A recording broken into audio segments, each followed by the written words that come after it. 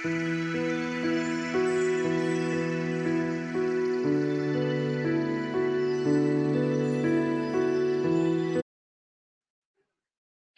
everybody, how are you? This is Adrienne Charleston, and I am here with another episode of Him How I Met. In this episode, we'll be talking about Chamber 7, Shawn T. Singletary. He is an actor, spoken word artist, engineer, videographer. He does so many things. Um, he's been in movies with Daniel Radcliffe. He's played a serial killer, spoken word artist on the East and West Coast. All around amazing person, master of many things. So views in this video are mine and mine alone. They may or may not be how the person that I talk about remembers how we met, but this is how I met Chamber 7. So I call him Chamber 7. His real name is Shawn T. Singletary. Um, and I met him as Chamber 7. I want to say it had to be 2015. Yeah, I had just released my first book of poetry, and that's when I started doing poetry around town, around in North Carolina, different places, and that was my first start of poetry. And I first met him at a poetry show. It was very brief. We were on the lineup together, so I think we just met and said hello.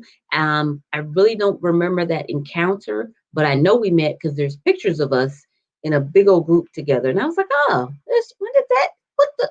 So I met him then. I think I don't remember. Um, then there was another time I was at a poetry event. Had one of my girlfriends with me, who does not do poetry, and we were together. And if y'all know about poetry, sometimes the poet will choose a muse in the audience. I've been that muse before, and I was like, so it's a very exciting thing and something that they do. So we were watching Chamber 7 on stage, and he chose my friend as his muse, the person he spit poetry to for that night, and directed the poems to her. Um, so I didn't really talk to him that night because I still kind of didn't know him. So a couple days later, I'm sorry, y'all love my earrings, so I'm just playing with them. A couple days later, I get an inbox from Chamber 7. I was like, oh, because if y'all don't know, you'll see after this in the interview phase, he's the cutie pie. And I was like, okay, he in my inbox, okay. And he started real nice, like, hey, how are you? I remember you from doing poetry, blah blah. Then he hit me with the so your friend. I was like, damn it, story of my life, y'all. Story of my life.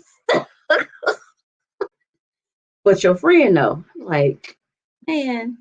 Uh so I had hit her up while he was hitting me up to see if I could pass on her information and all that. So she said yes, and I passed on their information. Um, they didn't work out. Long story, very short. It didn't work out between them. Um, so yeah, that was all that I talked to him. And then a little bit further down the road, we started trying to do a group together. We're gonna have two women, two men, and we're gonna do a poetry group. That ended up not working out. But during our first meeting, because I didn't know him that well, so during our first meeting, I got to hear from him and get to know him a little bit better. And then after the meeting, I was like, "Yo, let's talk." So we went to Smoothie King, and that's where our friendship began. We've been friends. We've been closer friends. We've learned so much about each other. We talk at least once a week. He is also one of the other men that I've dedicated one of my books to.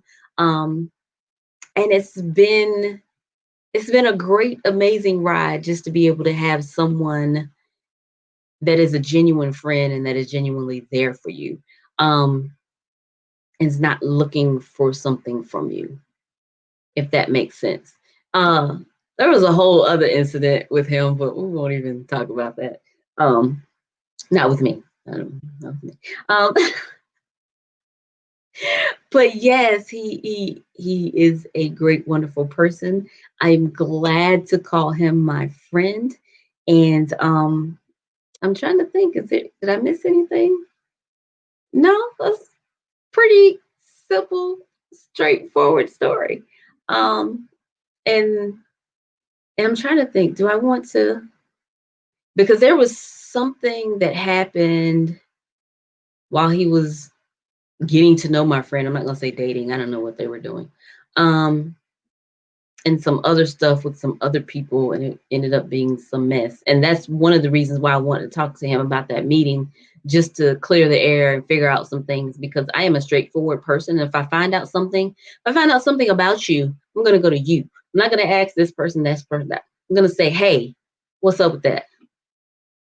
And then we'll talk about it or not, it's clearly up to you. So, and that's how we just got to talking, and that was it.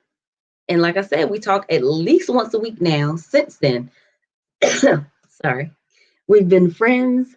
And he's a great friend. So that is how I met Chamber 7, Shawn T. Singletary. Stay tuned for the interview. Thank you. Thank y'all for watching.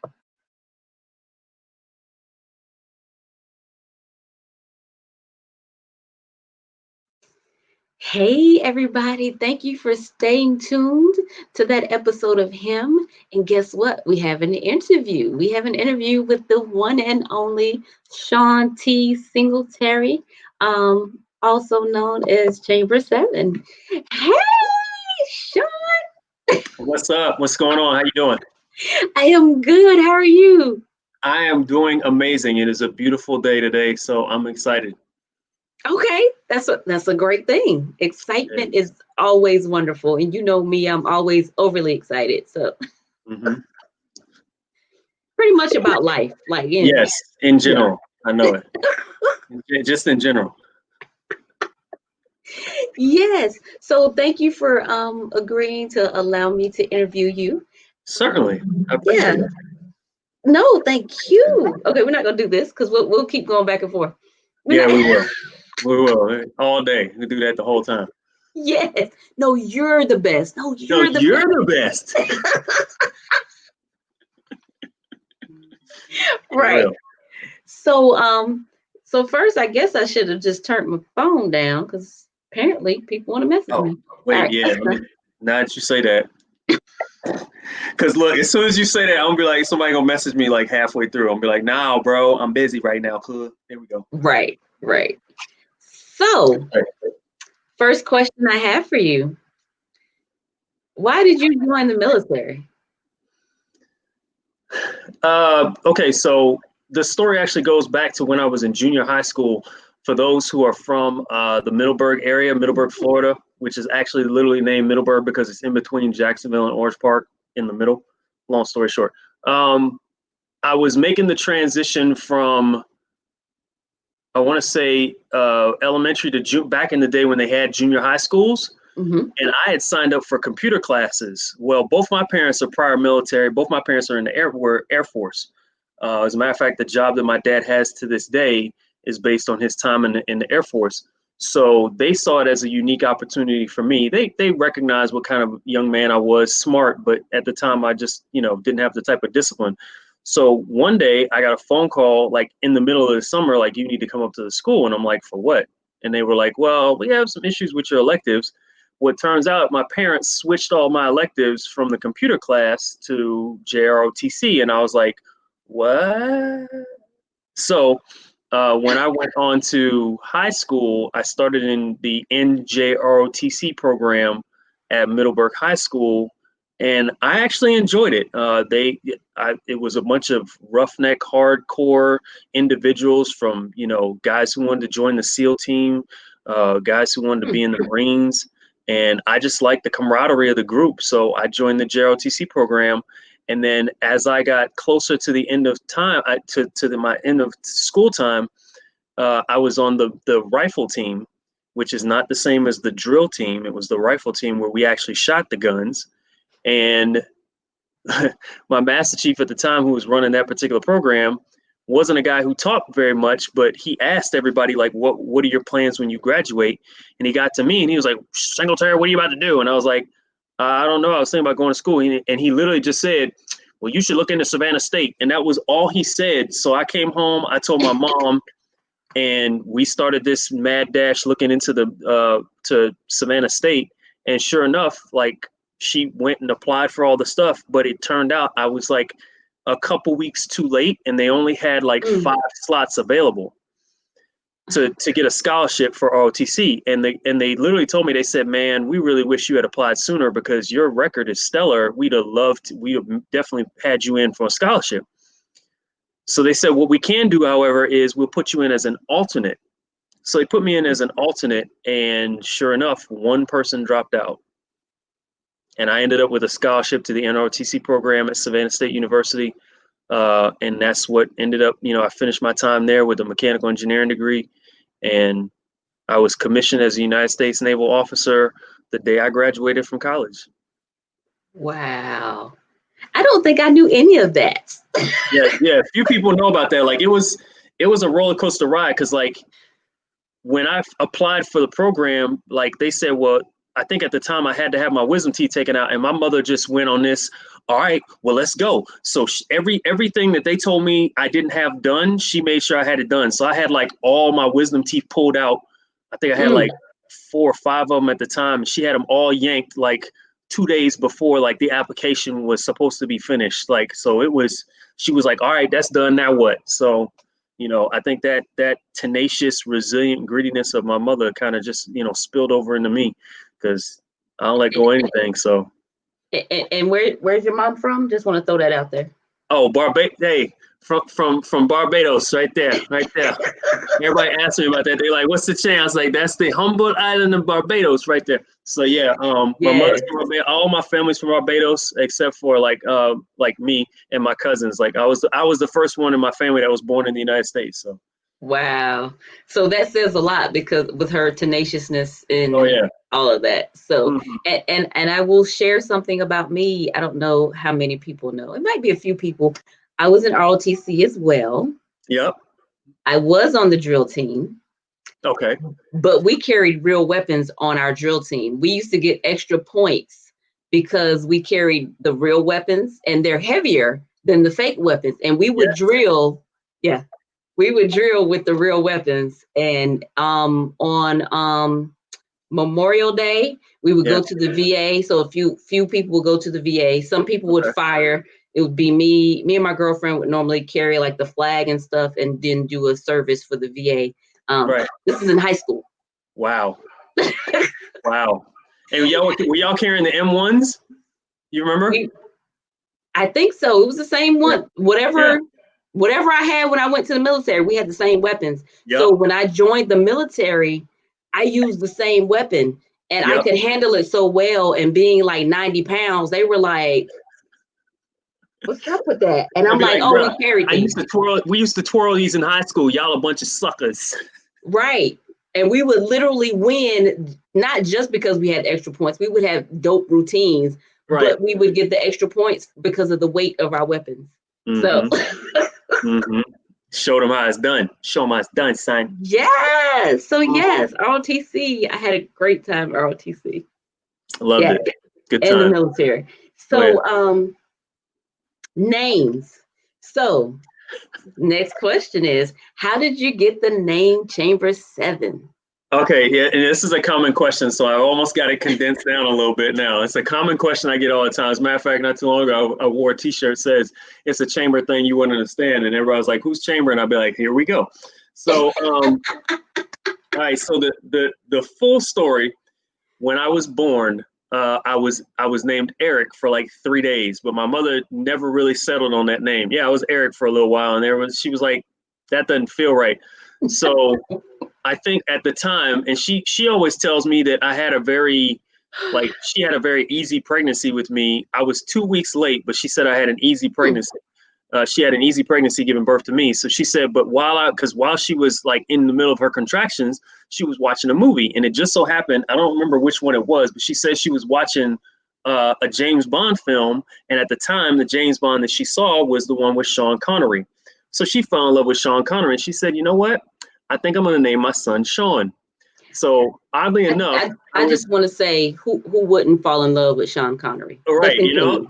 yeah, exactly, smooth brother, yeah. So and I'll tell you more about that in a second. Um, so she said she changed my name to Sean, uh, and then as time went on, I told that same story to some friends of mine in college, and this was like I think this was my freshman sophomore year in college. Yep, because I was in the other dorm. So it was my no, I take yeah, it was my sophomore year in college, and I think right around that time, Wu-Tang Clan came out with the 36 Chambers. So naturally, all the fellas being together, we all assigned ourselves a chamber. We had Chamber 5 was the Chamber of Echoes. We had Chamber 4, who was the Chamber of Lost Souls. Everybody had their own assigned designated chamber. So I naturally took on the name Chamber 7. I was Chamber 7, Chamber of Secrets is what they used to call me because being the spy type, right? Right, exactly. I know. So as I went into spoken word, like poetry became a savior for me. And I just remember feeling like that first time I stepped on stage, I felt at home. Mm. And for anybody that has done any numerology or studied it, the number 7 is always representative of the number of completion. In the Bible, it's always said that it was on the seventh day God rested. So for me, I've always attributed it to Chamber 7 is like it's the more feeling side of me, if you will. The Shawn Singletary is like the mechanical engineering logical side of me, and the Chamber 7 is the other hemisphere of me where it's the feeling side of me, so to speak. So Chamber 7 is representative of I feel the most complete when I'm performing in that focus, in that realm of thought. If you know, and then there are a couple of other things that kind of lead into it. My birthday was originally supposed, because like I said, I was 2 weeks late. So my original birthday was supposed to be July the 4th, but I ended up showing up July the 21st, 1976. Well, 7/21 is a multiple of 7, and it just seemed to make sense. And I think my mother said I was born sometime around 7 p.m. that day. So like the number 7 ended up having a greater significance to me over time. So that's where Chamber 7 came from, and it just kind of stuck. And I've tried to change the name a couple of times. I was like, maybe I should change it to something else, but it just never worked out. When I moved to the West Coast, I shortened it and I became C7. And oddly enough, I ended up performing for this one place, and a guy comes to me afterwards, and he was like, "Hey, does your stage name have any significance with like anything medical?" And I said, "Well, no, not initially." And he said, "Well, the C7 vertebrae in the back of your neck is one of the most important because it's at the base of your spine." And I was like, "So." It was like, all right, I guess this is my name. So people on the West Coast know me as C7, but people on the East Coast, some people don't even know my real name. They just know me by Chamber, or they call me Seven. So, much respect to all them. So, Yeah. And I know your real name and I still call you Chamber most of the time. right, Every now and then right. I'll call you Sean. And I But and I and I never have a problem with it either. It's never been an issue to me. It's fine with me. I've been called much worse on purpose, so it is what it is. You know what I'm saying? So, yes, and before we started this, you told me a fact about your name. So I had to change your name on the scroll. Tell us that story. So I put Shawn Singletary because that's right, your name. right. So more name stuff. All right. So, so I've always preferred to have my full name because as an actor, like I don't want to get lost in the shuffle. So there are a lot of actors that have names that are similar to other people. So for a long time, it was just Shawn Singletary. On my IMDb, it's just Shawn Singletary. But one time, somebody was trying to reach me, and I have a fairly decent following for, and somebody who I wouldn't consider a major celebrity, if you will. And somebody was trying to reach me, and they ended up inadvertently reaching another lady whose name was Shawn Singletary, spelled exactly the same way. But she came at me as if I was an imposter trying to take over her name, and I was like, I ain't trying to be you, lady. So like even at work, I make it a point to put the T in there because I'm really proud of my middle name too. So and I have no problems with it. I'm a child of the '70s, I'm so just my middle saying. name is right. So I my don't middle know. name is, Wait, no, don't tell them. No. no, you can tell. Go ahead, go ahead. Yeah. All right. Okay. So a lot of people are like, well, so what's the big deal about the T? And I'd be like, well, it separates me. It's one more division that separates me from everybody else because I'm an individual. So I'm Hmm. Shawn T Singletary, and I always tell people to make sure you keep the T in there. And they're like, well, what does it stand for? I said it stands for Tyrone. The next inadvertent thing that I get is somebody starts singing Erica You Badu better call every Tyrone. time. Call. Call him. Yeah, I was waiting for that. All right, so here's the best part though. And I don't think people realize it until I mention it. I go, you realize Tyrone is like the hero in the story, right? Because every time people think of the song, they automatically think Tyrone is the bad guy. And I said, are you No. listening to the lyrics? Tyrone's the one that has to pick up the dude who's the bad guy. So that's so Yep. I don't mind. I'm a child of the '70s. Tyrone is my middle name, whatever. So And I will say now that you say that he was because I've had a Tyrone in my past, but his name I'm not gonna tell you his real name. But when things went south with me and my child's father, I called Tyrone and was Tyrone, like, "Come get this Joker, because this is because he on my nerves. You need to come get him. He getting on my this is nerves. it. Come Help get him, your boy. Come get help him. him pack, Help because him. this is it." So yes, I agree with you, Tyrone, Mhm. because Tyrone gonna come help you get this fool up out the house. Tyrone's that dude that got to come to the house and be like, yo, bro, just, you know what I'm saying? Just let Yes. it go. And then he's saying that to his homeboy, and then he going to be like, look, girl, I'm sorry. I really apologize. I'm going to get him out of No. here. Yeah. When I Bro, called that Tyrone, he showed up with somebody else and woke him up and was like, "Yo," she said, "you got to go," and they helped him pack. Like that was I never thought of it that way. I yeah. Yeah. And a lot of times, a lot of my friends will call me and be like, bro, I just need you. All right, I'll be there in a minute. Oh, here we go. I So, yeah, so been you're there. that Tyrone. I'm You gonna that get called. Tyrone. I'm that time.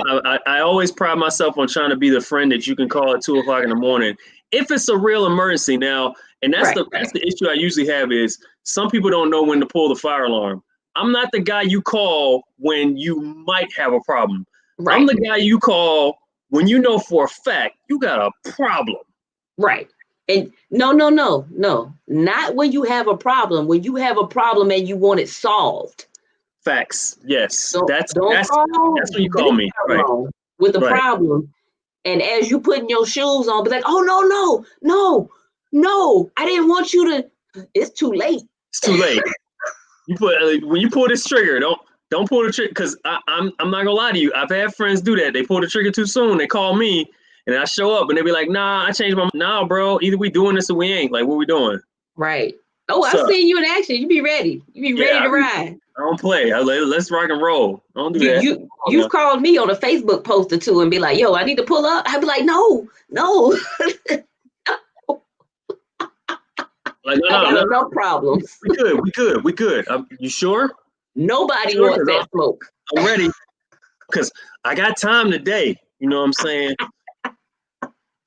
Right, I right. did my research. I'm ready to rock and roll. Yes, ma'am. Ready to go. So so speaking of time, All right. so you mentioned we talked about you being in the military. Yep. We talked about you being a spoken word artist. Hmm. We talked about you being an actor. Yep. And I don't even think that's all that you do. Nah. But the question that I have for you is how do you maneuver all of the things that you do, because you do so many things, and I don't like the question like who are you, because who Yeah. you are is not all in what you do. Yes. So I know you do a lot of things. Hmm. So one, can you go through some of the things you can remember? Hmm. that you do or have done? And then how do you maneuver all of these things? Oh man, I to be honest with you, like I I've long been the type of person that just likes to I don't want to say like purposely breaks traditionalism, but I just don't adhere to this pathway of I'm supposed to like go to school for one particular thing, go to work in that one particular thing, and then stay in that one particular thing, even if I hate it or despise it, and don't do anything else but that, and then retire from it after 30 years and then just like sit at home and do nothing. I don't like that. Like, I want my life to be expansive and full of experiences. And if I just feel like trying it, I just want to try it. Just to give you an example, like there was one time I was an aerospace product manufacturing engineer for Honeywell Aerospace, which is awesome. Love that company. They taught me a lot about like problem solving and that kind of thing. And I wanted, and they had a regular golf session, and they said, "Well, you want to?" And somebody was joking with me and was like, "Well, you want to play golf?" And I was like, "Yeah." So I went to the local like pawn shop, bought a set of clubs for like $50. I Hmm. went on the and I went to the local club, and then my drive wasn't that great, so I went to the driving range just to practice, and then there just happens to be this other older white gentleman. I remember pulling. I specifically remember pulling into the parking lot, and they had assigned parking spaces, and I accidentally parked in one of them, so I backed out and I parked in another space. Then I went to the driving range. I saw this older white gentleman that was there. He was kind of observing me. He said, "Do you mind if I give you some pointers?" I said, "Sure." There was another white gentleman that was there, and he was watching us, and he had his eyes like this, right? And I was like, "That's weird." So the older white gentleman was like showing me some pointers, and he was like, "That good?" I was like, "Yeah, man, I really appreciate you taking time." He said, "Hey, you have a good day." He walked off, right? So then the other guy that was watching us like walks up, and he was like, "Yo, do you know who that was?" And I was like, "Nah." And he was like, "You know, like those parking spaces that are out front?" I said, "Yeah." He said, "Well, he owns one of those because he's a professional golfer." And I was like, "So I just got tips from a professional golfer?" He was like, "Yeah." I was like, "What?" But like that's the kind of mindset that I have. So like I've played golf. I've been a DJ.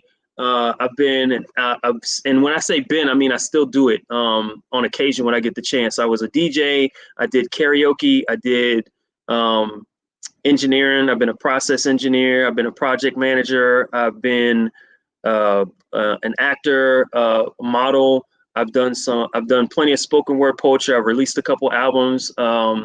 I was an assistant director on a couple of award-winning short films. I'm working on a project right now where I might be doing some stunt coordination. Either myself or one of my friends are going to work together on that. Like I just go do stuff, and I just don't believe that you should ever like adhere to this one thing in your life. Like if you want to go try it, go try it. And if you fail at it, all right, that's one less thing you need to try again. What's the big deal? You know what I'm saying? Hmm. So I still like to play golf. I'm not awesome at it, but I still got the clubs in the oh, and I love playing with old cars. I just started uh buying older cars to see if I can start fixing them up a little bit. So I love repairing old stuff. I started building Bluetooth speakers. So little hobbies like that. I like repairing old furniture. I got a bunch of tools. As a matter of fact, I just recently signed on to be a contractor for a company called Home Advisor. So if you need, Mm.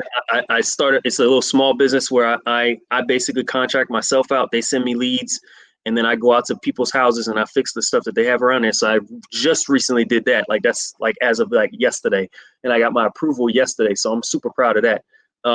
I've been a spoken word artist for a long time, which kind of rolled me into being a radio show host.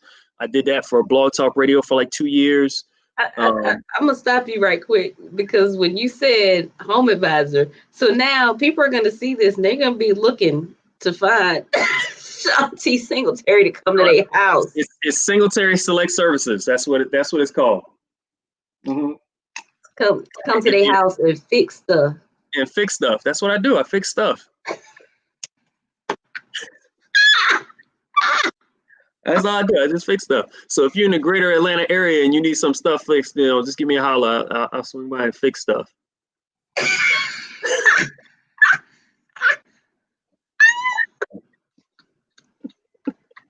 I ain't messing with you. I ain't messing with you. So yeah, Okay, I'm I just, sorry. I just But continue. You were but yeah, talking I about just how you are a spoken word artist and you are an actor. I just absolutely. gotta make sure I say that you are.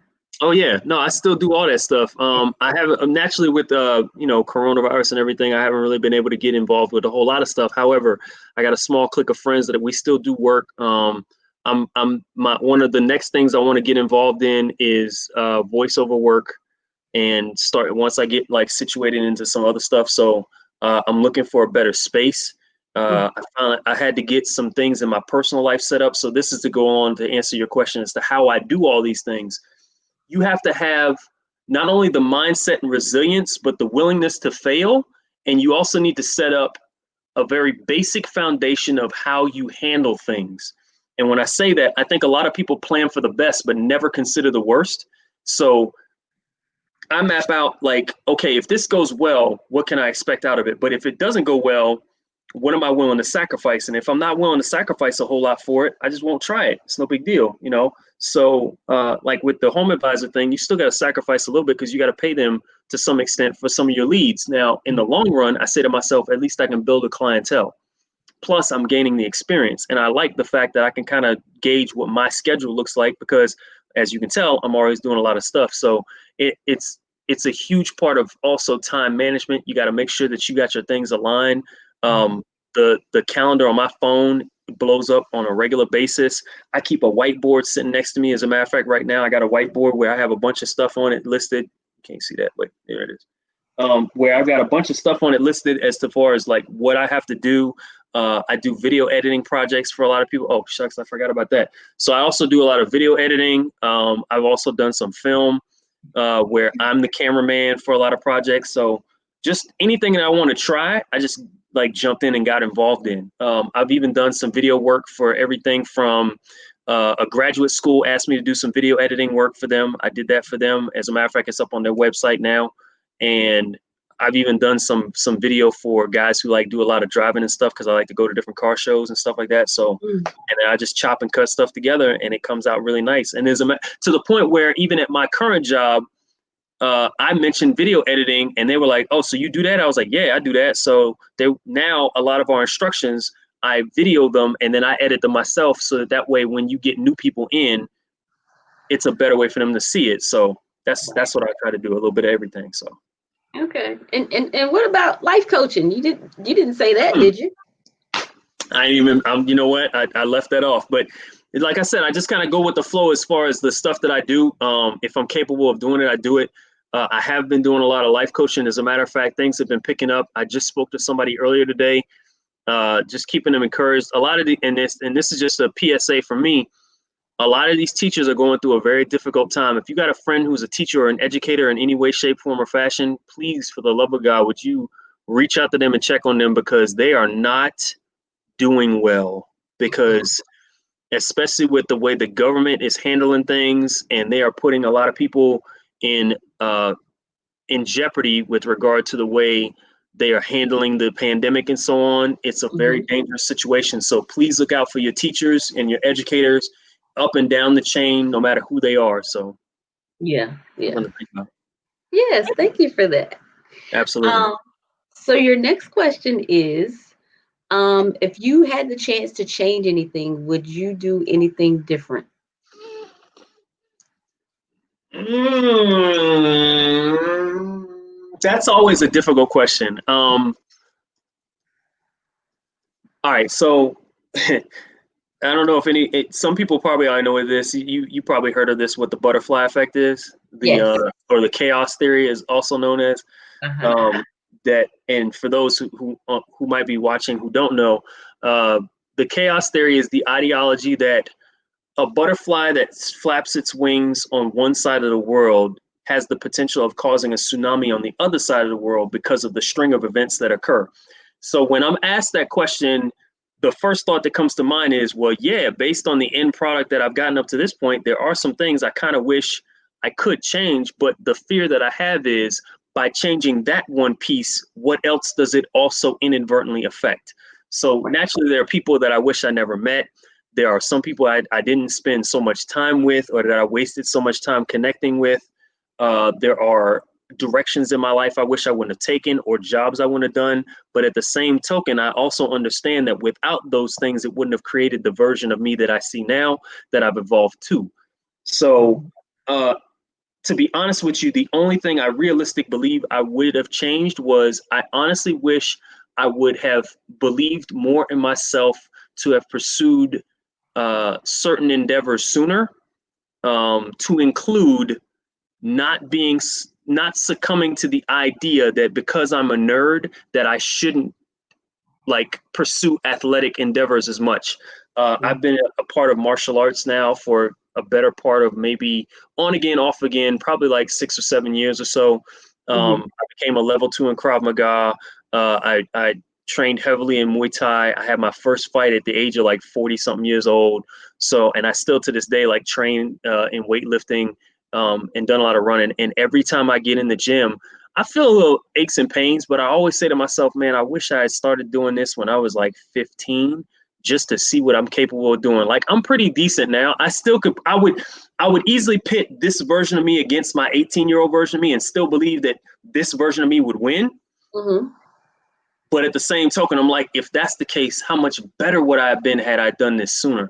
So of Right. all the things, I think that the only answer to that I would say is I really wish I pushed myself physically and mentally more than I did and not allowed insecurities to hold me back so much. Mm-mm. Pretty much. And then the people that I met, I might not have met anyway. So, I'd have had a different mindset anyhow. So Yes. Yes. that's the only thing. Okay. Cool. Last question. Last question. All right. What is Chamber 7, Shawn T, Singletary, Tyrone, all of that? What are you up to now? Oh man. Um, so just a tidbit. Uh, I am working on. I've had a couple of really dope ideas that I'm trying to fan out right now. What I really want to get involved in is some more residual income projects. And so, like I mentioned before, I started working on Bluetooth stereos Mm, and little small Bluetooth speakers and stuff like that. And I kind of stopped for a little bit because I wanted to concentrate more heavily on my 9 to 5 job, which, by the way, I thoroughly enjoy my 9 to 5 job right now. Um, but it's a means to an end, so to speak. So like I want to get more involved there. So I've kind of put some projects to the side, but I'm working more with some of my entertainment friends to work behind the scenes, whether either as an assistant director or as a grip or whatever I can do as just as long as I'm still a part of the film community. mm-hmm, I still want to do some more modeling. So what I've done is I've stood back and I've started this training program for my physical anyway, so that I can kind of get my body a certain way because I kind of want to get more into like fitness modeling, so to speak, because I recognize that even though I might not have this like physique that looks like I spend 98% of my time in the gym, I still have a fairly decent physique, especially for my age. So I kind of want to use that as a way to say, encourage other people to keep doing it. So I'd like to start doing some more of that.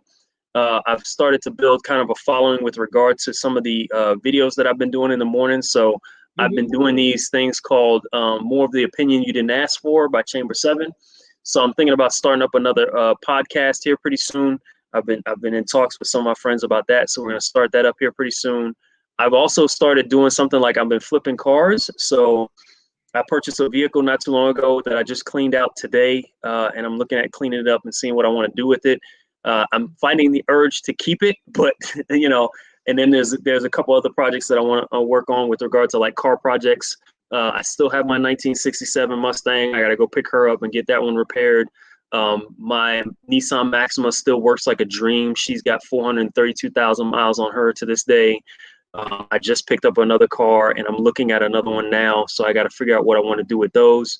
And what I would really like to do, and this is another side project I'm considering now that I've got the home advisor thing, is that as I repair this car, I'd kind of like to make video series for people who aren't really adept at cars. I think we make a lot of videos specifically to the people who are all into it. But what about the people who have no clue what that stuff is? Like, I don't know where to change the oil at. So maybe you've got a young father who's brand new to his household and he's still trying to figure out how to do certain things for his family. Well, I want to be able to help him out and maybe start a program kind of like that. So not necessarily like for teenagers, but for like young adults, like a lot of these 22, 23-year-olds that think they know everything.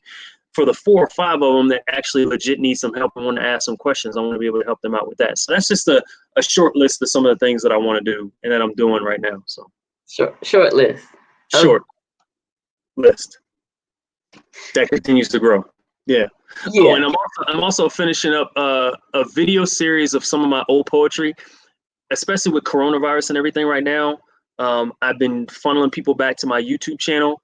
I'm gonna start releasing some of the unreleased works that I've had. I've got like 600-700 poems that I just never put out to the world, never been on an album. I've done 4 or 5 albums, and now with the coronavirus out there, I seriously doubt I'll be doing any features or doing a whole lot of traveling. So I figured, you know what, with the advent of technology, why not, let's just put that out to the world and let's just see what people think, you know?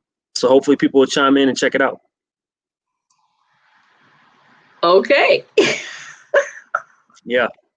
And you know what? I just basically, like, with time management, I just file out a good portion of time, and then I just figure out when I'm going to do it each weekend. You know what I'm saying? So Okay. figure And it out. no social life. What do you? No, I mean, like, I really didn't have much of a social life before. Like, funny thing is, a lot of people think that, like, oh yeah, Chamber 7, we always see you out in town. I'll be like, where? And then when the pandemic hit, everybody's like, oh, how you dealing with this? And I was like, dealing with what? It's regular life for me, bro. I've been an introvert all my life, cuz I've been practicing for this all my life. What you mean? So between like playing video games or reading a book or hanging out at the crib, you know, I have some friends that come by to see me, and I'll go see them. And I keep a small circle of people that I go see, you know what I'm saying? But for the most part, like, this is normal for me. As long, hey, I got YouTube, I got Netflix, I got stuff I can watch. I'm good. Mhm. Okay. Oh, Well, and then where I live, the liquor stores across the street, the Publix is right around the corner. I got me a Target. I got Walmart. Yo, I run up in there with my mask on, go get my stuff. I'm back at the crib. What? Forget about it. You hear me? I'm good. Good. okay. Just double checking. So silly. All right. Well, I would like to thank you for allowing me to do a how I met on you. Absolutely. You'll see what I said about you when you see the whole video. So, Okay. okay. Well, I appreciate you having me on the show. I'm always thankful for the questions and so on. The questions are always a challenge to me. That's why I was like, no, if you got questions, just go ahead and ask them, because it always challenges me to be like, I like the questions on the fly, because then I have to do a whole lot of thought process. I know what I want to say, so I just say Yeah. it. Yeah. Yeah, yeah. So thank you, and I'd like to say thank you for everybody who's watching this episode of Him How I Met Chamber 7 or Shawn T Singletary. Thank y'all for watching.